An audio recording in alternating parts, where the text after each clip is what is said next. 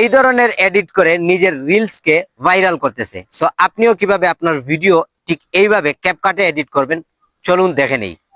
ক্যাপকাটে আপনার ভিডিওকে ইনপুট করে ডুপ্লিকেট করে নেবেন, এরপর ডুপ্লিকেট লেয়ারকে নিচে নিয়ে আসবেন, তারপর এটাকে আবার ডুপ্লিকেট করবেন, ডুপ্লিকেট করে আবার নিচের দিকে নিয়ে আসবেন, তারপর মূল ভিডিওতে ক্লিক করে ফিল্টার অপশনে যাবেন, এরপর এই ফিল্টারটি সিলেক্ট করবেন।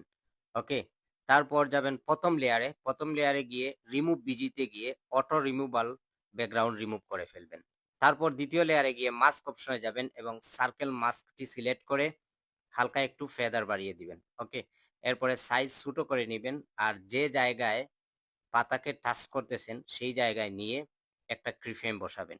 হালকা একটু সামনে গিয়ে আরেকটি কিফ্রেম বসাবেন, এরপর মাস্কের সাইজকে একদম বড় করে দিবেন। তারপর উভয় কিফ্রেমের মধ্যবর্তী এসে এজ আউট গ্রাফ অ্যাড করে নেবেন, স্মুথ হয়ে যাবে। দেন আপনাদের ইফেক্ট